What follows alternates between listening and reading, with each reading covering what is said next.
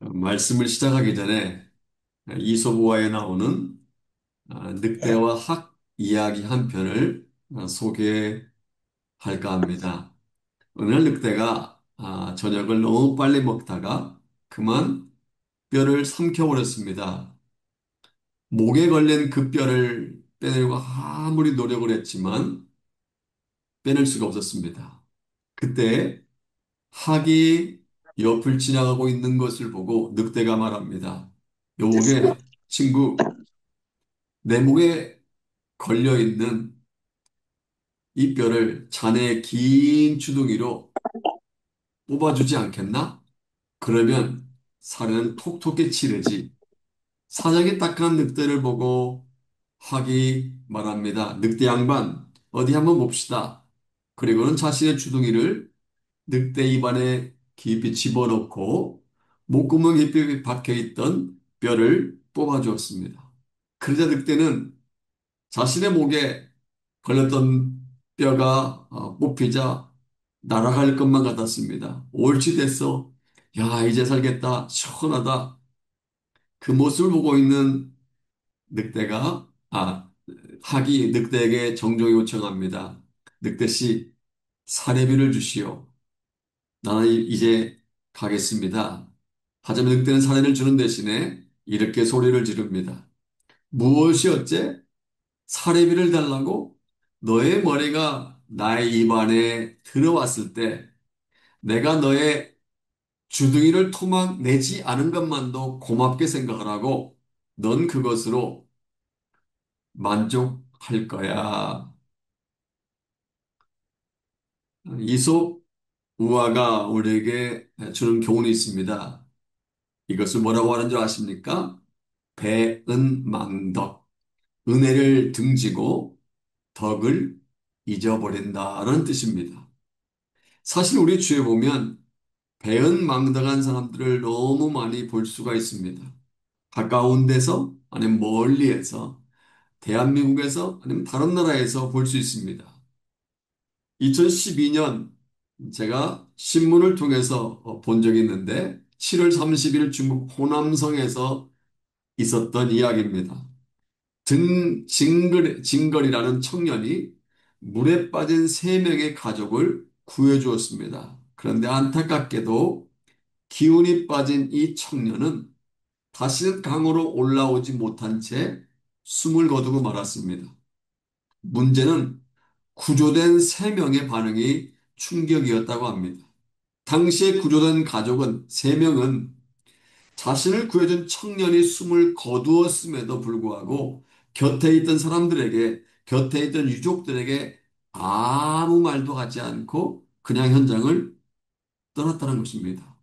이게 바로 배은 망덕한 행동인 것입니다. 이러한 일은 비단 중국에서만 벌어지는 일이 아니고 대한민국에서 종종 벌어집니다. 15년 전인 2010년 9월 김구는 태어난 지 얼마 되지 않은 상태에서 사과 상자에 담겨진 채 전라남도 진도군 임해면의 골목에 버려졌습니다. 당시 삼형제를 키우던 A씨가 김군을 데려와서 친자식처럼 키웠다고 합니다. 그런데 지난 1월 29일 날, 2025년이죠. 1월 29일 날 양어머니 A씨가 자신의 친아들들과 비교하면서 형들은 게으르지 않은데 너는 어찌 그러느냐?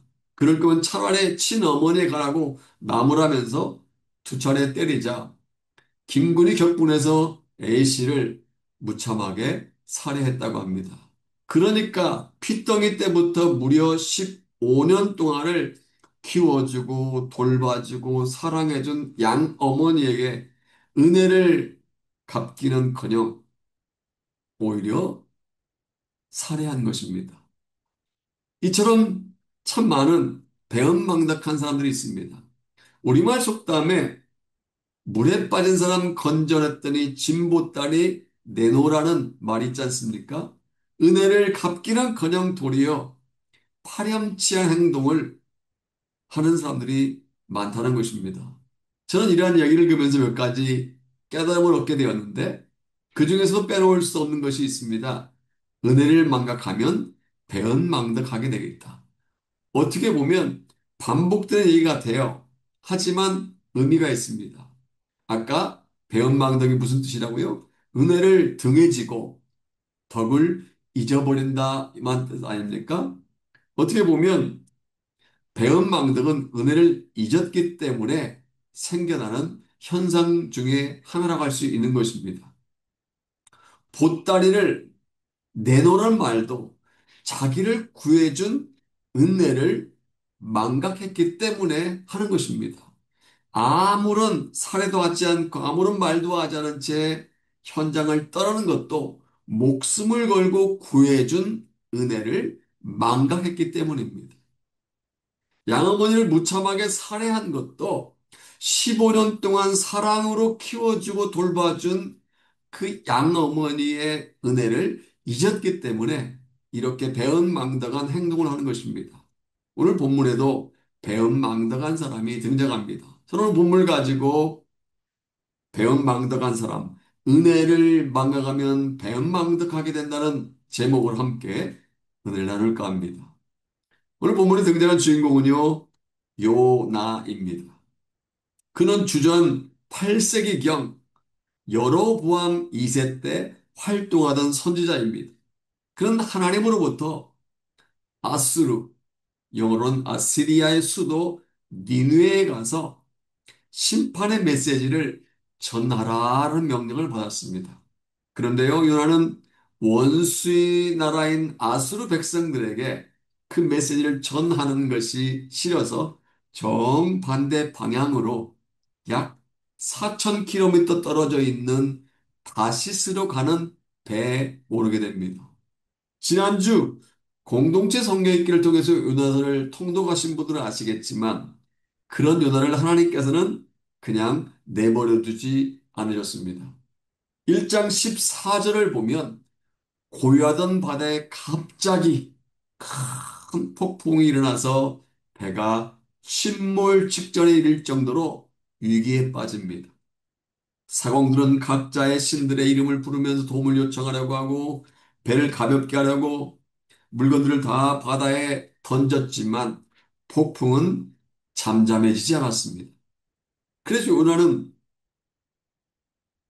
도대체 누구 때문일까라는 말에 의해 제비를 뽑자는 말에 제비에 뽑히게 됩니다. 그때 요나는 사람들 앞에서 이렇게 고백합니다. 나를 들어 바다에 던지라. 그리하면 바다가 너희를 위하여 잔잔하리라. 그 다음이 중요합니다. 너희가 이 큰 폭풍을 만난 것이 나 때문인 줄 내가 아노라. 제가 하모니 가족 전체 카톡방에 올린 적이 있는데 만약 가정에서 요나가 뻔뻔했더라면 이렇게 얘기할 수도 있었습니다. 여러분, 나는 하나님을 믿는 하나님의 선지자입니다. 당신들이 하나님을 섬기지 않고 우상들을 섬기고 있기 때문에 하나님께 여러분들에게 벌을 주기 위해 이 폭풍을 일으키신 것입니다. 지금이라도 빨리 회개하고 여호와 하나님을 믿으십시오. 하나님은 우상 숭배를 가장 싫어하십니다. 배 안에 탄 사람들 가운데 죄가 없는 사람이 없기 때문에 어쩌면 이 말은 틀린 말은 아닐 것입니다. 하지만 요나는 배 안에 있는 사람들의 죄를 본 것이 아니라 자신의 죄를 보았습니다. 하나님 말씀에 순종하지 않고 도망가고 있는 자기 자신을 본 것입니다. 그래서 이 큰 폭풍을 만난 것은 다른 사람 때문이 아니라 나 때문입니다. 라고 사람들 앞에서 자신의 죄를 고백한 것입니다. 그래서 결국 그는 바다에 던져지게 됩니다. 그 모습을 보신 하나님께서 요나에게 은혜를 베풀어 주십니다. 요나서 1장 14절에 보면 하나님은 큰 물고기를 예비하셨다가 요나를 그리로 들어가게 하십니다. 그래서 큰 배를 삼킬 만큼 거세게 부르던 바다에 던져졌지만 요나는 하나님께서 예배해 놓으신 큰 물고기에 들어가면서 목숨은 건지게 됩니다. 그가 그 안에서 회개하자 하나님께서 또다시 은혜를 베풀어 주십니다. 2장 1, 2장 10절에서 말씀하는 것처럼 하나님께서 물고기에게 명하여 그를 육지에 토해내게 하십니다. 그 물고기에 들어가서 3일 만에 구사일생으로 그는 다시 살아나게 됩니다. 그리고 늦었지만 아수르의 수도인 니느로 가서 하루 동안 다니면서 하나님의 말씀을 전합니다. 회개하라. 하나님의 심판이 가까이 왔다. 40일이 지나면 니느의 이성은 무너질 것이다. 외칩니다. 그 메시지를 들은 니느의 사람들이 다 하나님을 믿고 금식을 선포하고 굵은 베옷을 입었습니다. 이러한 이야기가 궁궐 안에까지 전해져서 느니 왕도 왕복을 벗고 굵은 베옷을 입은 채 백성들처럼 금식하며 하나님께 회개를 합니다. 그러자 하나님께서는 니느웨를 멸망시키시겠다는 뜻을 돌이키십니다. 그런데 니느웨가 망하지 않는 것을 보고 견딜 수 없는 사람이 있었습니다. 그가 바로 요나입니다. 사실 아수르라는 나라는 그동안 이스라엘을 계속적으로 괴롭혔던 나라입니다. 이런 아수르 나라가 망해야만 이스라엘이 더 이상 고통당하지 않고 평안해질 수 있는 것은 사실입니다. 그래서 입으로는 니네를 향해서 회개함으로 망하지 않는 것을 회개하지 않도록 외치긴 했지만 마음속으로는 니느웨가 망하기를 바라고 있었던 것입니다. 그런데 자기가 전한 회개 메시지를 들은 아수르 사람들의 회개함으로 말미암아 망하지 않게 되자 마음이 상한 요나는 하나님께 불평하기 시작합니다. 다 같이 3절 말씀 읽어볼까요? 같이 읽겠습니다. 여호와여 원하건대 이제 내 생명을 거두어 가소서 사는 것보다 죽는 것이 내게 나음이다 하니 너무나 마음이 상한 요나는 하나님께 자기의 생명을 거두어 달라고 요청합니다. 이때 하나님께서 요나에게 말씀하십니다. 네가 성내는 것이 옳으냐? 그리고 나서 시청각 교육을 하십니다. 이것은 소위 박넝쿨의 교훈이라고 말합니다. 요나는 망하지 않게 된 니느의 성읍이 어떻게 되어가는지 궁금했습니다. 그래서 밖으로 나가 니느의 성의 동편에 초막을 만들어 놓고 그 그늘 아래 앉아서 성이 어떻게 되어갈까 지켜보게 됩니다. 그런데요, 중동 지방의 햇볕에 풀과 나뭇잎이 얼마나 강했습니까? 각종 풀과 나뭇잎이 점점 시들어가면서 햇볕을 막아주고 있던 초막은 아무런 소용이 없게 됩니다. 그때 풍성하신 하나님께서 은혜가 풍성하신 하나님께서 또다시 은혜를 베풀어 주십니다. 다 같이 6절 말씀 읽어볼까요? 같이 읽겠습니다. 시작. 하나님 여호와께서 박넝쿨을 예비하사 요나를 가리게 하셨으니 이는 그의 머리를 위하여 그늘이 지게 하며 그의 괴로움을 면하게 하려 하심이었더라. 요나가 박넝쿨로 말미암아 크게 기뻐하였더니 이 말씀에 의하면 하나님께서 요나를 위해 무엇을 예비해 주셨습니까? 박넝쿨을, 요나를 위해 박넝쿨을 예비해 주셨습니다. 뜨거운 햇볕에 말라가던 초막으로 인해 힘들어가던 요나에게 이것은 매우 유용한 것이었습니다. 그래서 여기 하반절을 보면 요나는 그냥 기뻐하지 않고 크게 기뻐했다고 말씀하고 있습니다. 뜨거운 사막에서 그늘이 생기니까 얼마나 기쁘겠습니까? 안 그래도 내려 쪼이는 뜨거운 햇볕 때문에 힘들어서 낙심한 상태에 있는데 박넝쿨이 햇볕을 가려주니까 너무 좋았습니다. 그런데 그 기쁨은 얼마 가지 않아 사라져버리고 이내 실망으로 변합니다.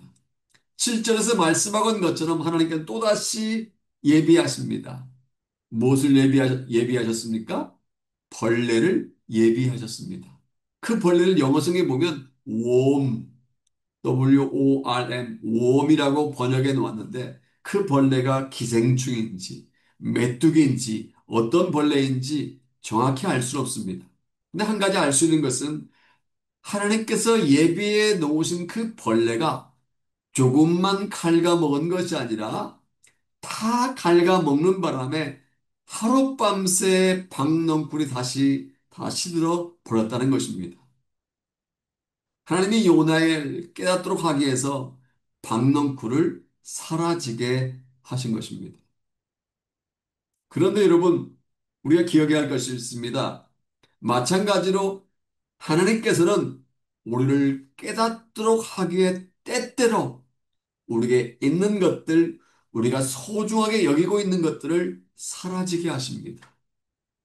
전에 한 번도 들어보지 못했던 코로나 바이러스로 인해 우리의 계획이 완전히 깨어지게 됩니다. 전혀 예상치 못한 현재의 무역 전쟁으로 말미암아 사업이 사라져 버릴 때도 있습니다. 또한 그렇게 착하디 착하던 자녀의 관계가 깨어지기도 합니다. 그렇게 좋았던 친구 관계가 깨어져서 아예 얼굴도 보지 않고 살아가기도 합니다. 제가 10여 년 전 어느 목사님과 동역한 적이 있습니다. 그런데 안타깝게 동역을 시작한 지 2년 6개월 만에 관계가 깨어지고 말았습니다. 27년 동안 알고 지내던 정말 가족 같은 분이었고 평신도 시절 같은 공동체에서 함께 섬겼던 동역자였습니다. 목사가 되어서 같은 총회에서 만나는 선배님이었습니다. 근데 어느 날 갑자기 관계가 깨어지고 만 것입니다. 처음 그분과의 관계가 깨어졌을 때 너무너무 힘들었습니다. 열 손가락으로 세어도 부족할 만큼 많은 어려움을 겪었습니다. 대충 몇 가지만 꼽아보아도 여러 가지가 있습니다. 침대에 누워도 한숨도 잘 수가 없어서 뜬 눈으로 밤을 지새울 만큼 불면증에 시달렸습니다. 한 달 만에 10kg이 체중이 빠질 정도로 몸이 아팠습니다. 거의 1년 가까이 제대로 큐티를 하지 못할 만큼 영적인 부분에서도 큰 어려움을 겪었습니다. 그런데요, 그분과의 관계가 깨어지고 2년 정도 되었을 때 저를 돌아보니 정말 많은 것들을, 새로운 것들을 얻었다는 것을 발견했습니다. 섬겨야 할 성도들을 읽고 나서 한 영혼의 소중함을 뼈저리게 느꼈습니다. 과거에는 300명, 400명 성도님을 섬길 때는 느끼지 못했던 한 영혼의 소중함을 그때 비로소 알게 되었습니다. 내 힘으로 할 수 있는 것이 별로 없다는 것을 깨달으면서 이것이 바로 겸손의 의미구나. 진정한 겸손함을 배웠고 하나님의 타이밍을 기다리는 인내를 배울 수 있었습니다.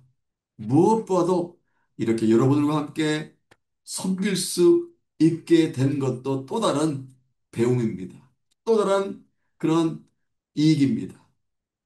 가정이지만 그분과의 관계가 깨어지지 않았다면 한 영혼의 소중함을 배울 수 없었을 것입니다. 겸손도 배우기 어려웠을 것입니다. 인내,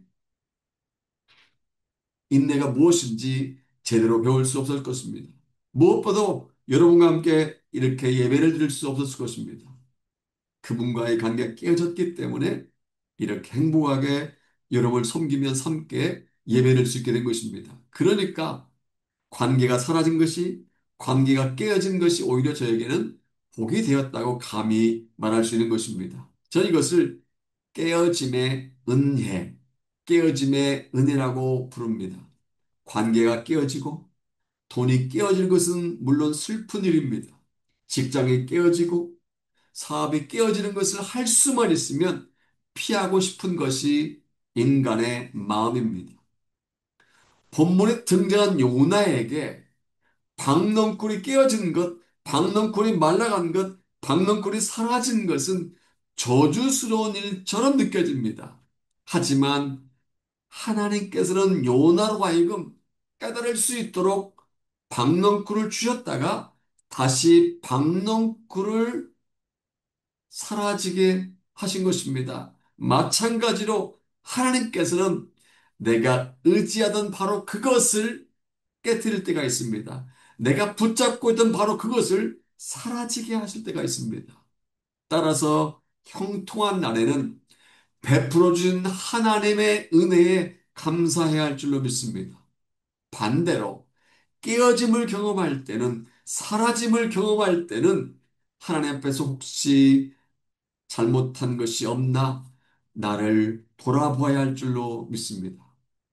다시 본문으로 돌아와서 하나님은 요나를 깨닫도록 하기에 박넝쿨을 깨뜨렸습니다. 박넝쿨을 사라지게 하셨습니다. 나중에 요나는 하나님께서 준비해 주신 벌레가 그 박넝쿨을 다 먹어버렸다는 사실을 알게 됩니다. 그런데 엎친 데 덮친 격으로 해가 떠오를 때 뜨거운 동풍까지 불어오자 요나의 버릇이 다시 살아납니다. 다 같이 8절 읽어볼까요? 같이 읽겠습니다.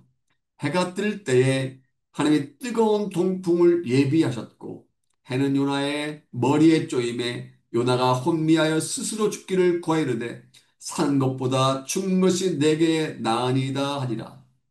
여러분 하나님께서 이번에 무엇을 예비하셨다고요? 동풍을 예비하셨다고 합니다. 그것도 단순한 동풍이 아니라 뜨거운 동풍을 예비하셨다고 합니다. 뜨거운 동풍이 불 때 요나가 어떻게 했습니까? 요나에게는 버릇이 있습니다. 무슨 버릇이요? 투덜거리는 버릇이 있습니다.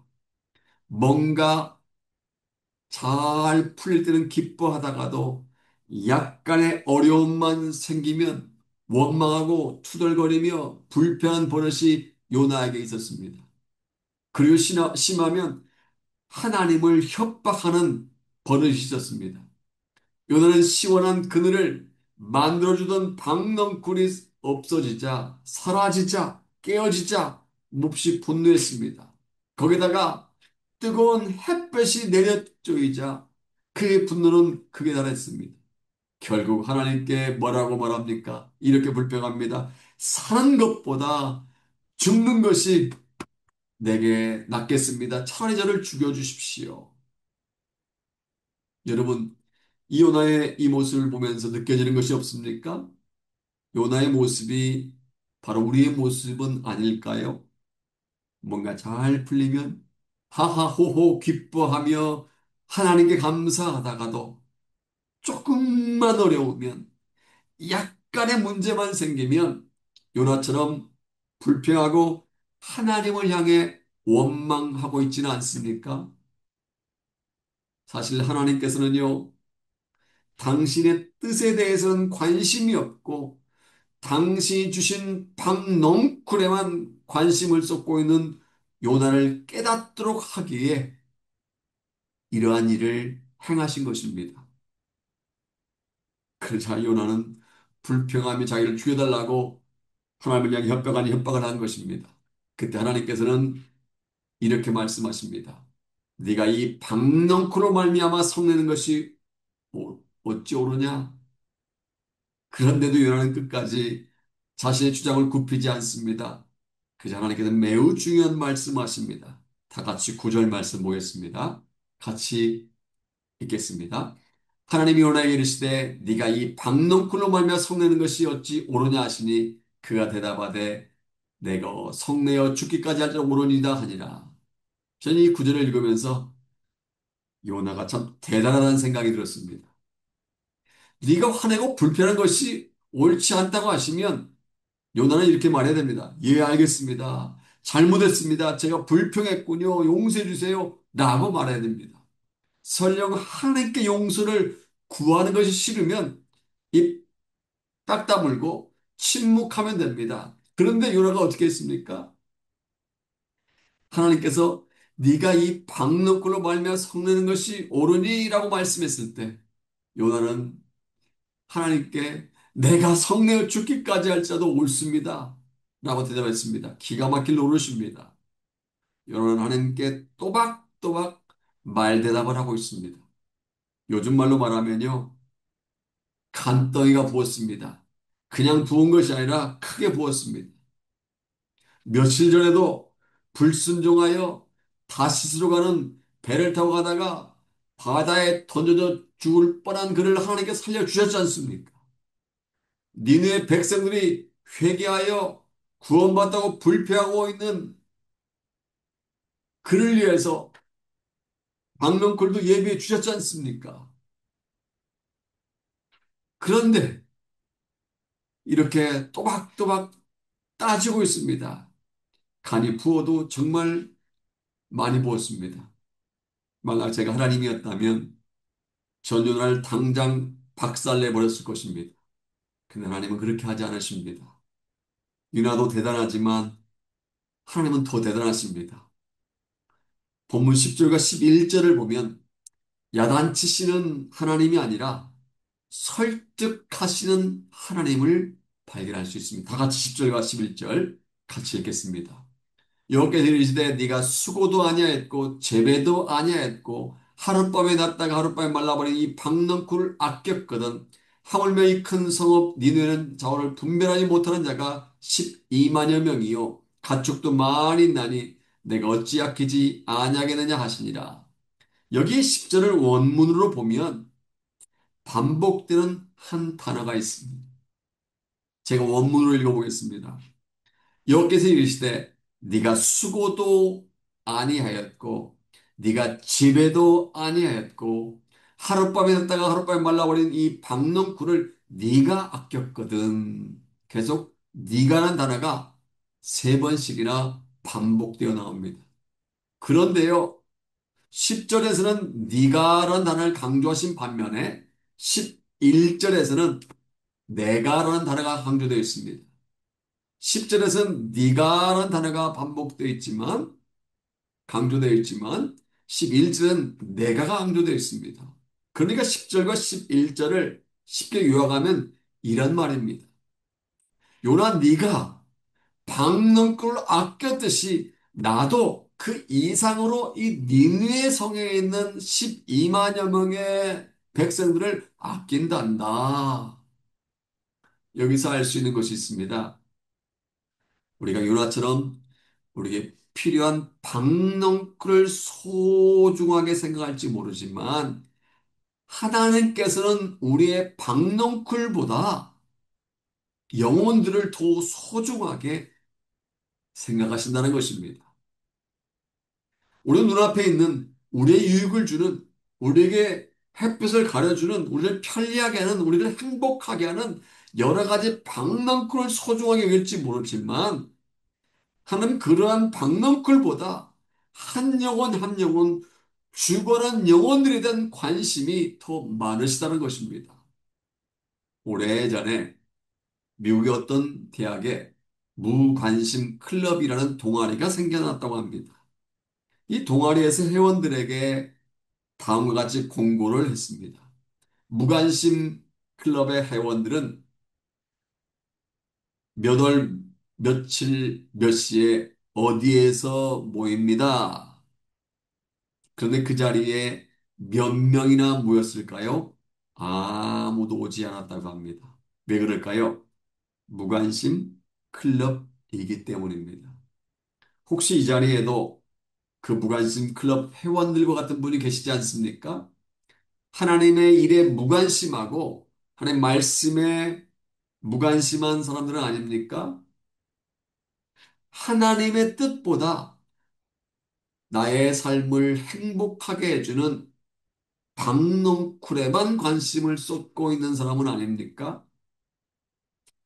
지구촌 교회에 이동원 원로 목사님이 쓰신 책에서 읽은 한 이야기입니다. 어느 여름철에 홍수가 났는데 그 동네 인색한 부자 한 사람이 개울을 지나다가 빠져버렸습니다. 허우적거리며 사람 살려, 사람 살려 하고 소리쳤습니다. 그러자 용감한 한 청년이 이영을 무릅쓰고 뛰어들어 그 부자를 살려주었습니다. 그 부자는 청년에게 감사하다고 말하면서 감사의 표시로 20전을 주더랍니다. 그것을 보고 있던 동네 사람들이 야단을 치기 시작했습니다. 저놈 죽여라. 목숨 구해주었는데, 목숨을 걸고 지 목숨 구해주었는데, 겨우 20전밖에 내지 않다니 괘씸한 놈. 그때 동네에서 존경받는 한 선비가 야단을 치고 있던 동네 사람들을 이렇게 타이르더랍니다. 그냥 놔둬라. 동네 사람들 그 일을 물으니까 그 선비가 이렇게 말하더랍니다. 여러분, 인간의 목숨보다 더 귀한 것이 어디 있습니까? 세상에서 목숨이 가장 중요한데 자기의 목숨을 살려준 사람에게 20전을 준 거 보니 저 사람은 20전짜리밖에 안 되니까 그냥 놔둬라. 이런 뜻입니다. 그래서 동네 사람들은 그 부자에게 20전을 도로 주면서 이렇게 소리쳤다고 합니다. 20전짜리야, 잘 가라. 원래 우리 주위 보면 자기 자신의 가치를 떨어뜨리는 사람들 많이 있습니다. 그런데 자기 자신의 가치만 떨어뜨리면 괜찮은데 다른 사람들 가치까지 떨어뜨리는 사람들이 있습니다. 요나가 바로 그런 사람입니다. 그는 니누에 있는 12만여 명의 생명보다 자기를 편리하게 하는 햇볕을 가려주는 박넝쿨이 더 소중했습니다. 그래서 하나님께 원망하고 따지고 말대꾸를 한 것입니다. 여러분에게 질문합니다. 여러분도 어떻습니까? 하나님이 소중하게 여기시는 생명을 여러분 똑같이 소중하게 여기고 계십니까? 혹시 니누에 있는 구원받을 영혼보다 박넝쿨을 소중하게 여겼던 요나처럼 눈앞에 죽는 영혼보다 여러분의 삶을 윤택하게 해주는 여러 가지 박넝쿨을 더 소중하게 여기고 있지는 않습니까? 사랑하는 하모니 가족 여러분, 이제 한 이야기를 소개하고 말씀을 맺겠습니다.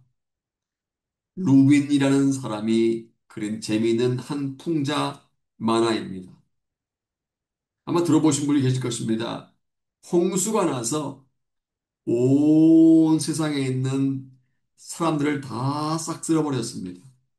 방주에는 노아의 가족들과 둘씩둘씩 짝을 이룬 짐승들이 타고 있었습니다. 약 1년 동안 배를 타고 다니다가 비가 그치고 드디어 땅이 마르자 방주문을 열고 짐승들과 노아의 가족들이 배에서 나옵니다. 두 마리의 기린이 두 마리의 코끼리 뒤를 따라 배에서 나오고 있는데 앞에 가던 등치 큰 코끼리 한 마리가 이렇게 불평을 합니다. 젠장, 계속해서 비만 왔잖아. 여행치곤 정말 형편없는 여행이었어. 루비란 작자는 이 만화를 통해 불평하는 요나와 같은 인간의 모습을 묘사한 것입니다. 세상에는 다른 코끼리는 다 물에 빠져 죽었는데 그 코끼리는 은혜로 말미암아 방주에 들어가서 겨우 살아났습니다. 그렇다면 물에 빠져 죽지 않은 것에 감사하고 새로운 삶을 살 수 있게 된 것에 대해서 감사해야 할 거 아닙니까? 그런데 1년 동안 형편없는 여행을 했다고 불평한 것은 자기를 살려주신 은혜를 모르는 소리인 것입니다. 8절에 의하면 요나 은혜를 모르고 불평했던 그 코끼리처럼 하나님께 불평을 한 것입니다. 여러분, 그들을 제공해 주었던 박넝쿨을 요나가 심었습니까? 아니면 요나가 정성스럽게 길렀습니까? 그래서 박넝쿨이 그들을 제공해 줄 만큼 갑자기 하루아침에 컸습니까? No, 아닙니다. 박넝쿨은 요나가 심어 생긴 것이 아닙니다. 하나님께서 값없이 주신 선물, 기프트입니다. 그런데도 요나는 선물을 주신 하나님에 대해서는 관심이 없고 하나님이 주신 기프트, 선물에만 관심을 쏟은 것입니다. 때때로 우리도 요나 같은 실수를 저지를 때가 있습니다. 유라처럼 선물을 주신 하나님에 대해서는 관심이 없고 선물을 주신 하나님이 원하시는 것이 무엇인지에 대해서는 도통 신경 쓰지 않고 하나님 주신 선물에만 집중하고 선물에만 관심을 쏟을 때가 있습니다. 어떤 사람은 그것이 돈일 수 있습니다. 어떤 사람은 명예일 수도 있고요. 어떤 사람은 사업일 수도 있습니다. 어떤 사람은 자녀일 수도 있고 어떤 사람은 건강일 수도 있습니다. 네, 여러분 기억하십시오. 요나에게 그늘 제공해 주었던 박넝쿨이 하룻밤새 시들어 버린 것처럼 우리에게 주신 그 선물들도 영원하지 않는 줄로 믿습니다. 하나님께서 다시 거두어 가시면 우리에게 있는 그렇게 값지다고 여겼던 선물들도 하룻밤새 사라질 수 있는 줄로 믿습니다. 본문에 등장한 요나는 하나님의 은혜를 값싼 싸구려로 전락시킨 사람입니다. 하나님께 계속해서 그에게 은혜를 베풀어 주셨습니다. 저체로 느네가 아닌 다시로 가는 요나의 발걸음을 돌이키기에 큰 바람을 내리시게 하고 둘째로 바다에 던져질 요단을 위해 미리 큰 물고기를 예비해 주셨고 셋째로 회개한 요단을 위해 물고기의 명에서 그를 육지에 토해내게 하셨습니다. 그리고 회개한 니느의 백성들 보고 하나님께 자기의 생명을 거두어달라고 요청하는 요나에게 칼을 내리시지 않고 네 번째로 박넝쿨을 예비해 주셨습니다. 다시 그를 제공해 주는 박넝쿨을 기뻐하는 요나에게 깨닫도록 하기 위해서 교육시키기 위해서 벌레를 예비해 주셨습니다. 그리고 마지막 여섯 번째로 동풍을 그것도 뜨거운 동풍을 예비해 주심으로 그를 깨닫게 해주셨습니다. 이처럼 요나는요 수도 없이 하나님의 역사를 하나님의 은혜를 경험했다고 해도 과언이 아닙니다. 하나님께서는 그를 얼마든지 포기할 수 있었지만 포기하지 않고 오히려 그를 설득하면서까지 계속해서 은혜를 베풀어 주셨습니다. 그럼에도 불구하고 그는 하나님의 은혜를 망각한 채 배은망덕한 짓을 일삼은 것입니다. 아수르가 회개함으로 망하지 않는 것을 보고 마구 불평했습니다. 박넝쿨이 말하자 이번에는 자기를 죽여달라고 하나님께 협박 아닌 협박을 했습니다. 계속해서 은혜를 베풀어 주심에도 그 은혜를 망각한 채 배은망덕한 짓을 끊임없이 일삼은 것입니다. 이 시간 우리를 돌아봤으면 좋겠습니다. 혹시 엄청난 하나님의 은혜를 값싼 싸구려로 전락시키고 있지 않습니까? 은혜 받은 자로서 하나님을 기쁘시게 해드리기보다 요나처럼 하나님 마음을 근심시키고 있지 않습니까? 여러분, 하나님께서는요, 죄로 말미암아 죽을 수밖에 없는 저와 여러분들에게 엄청난 은혜를 베풀어 주셨습니다.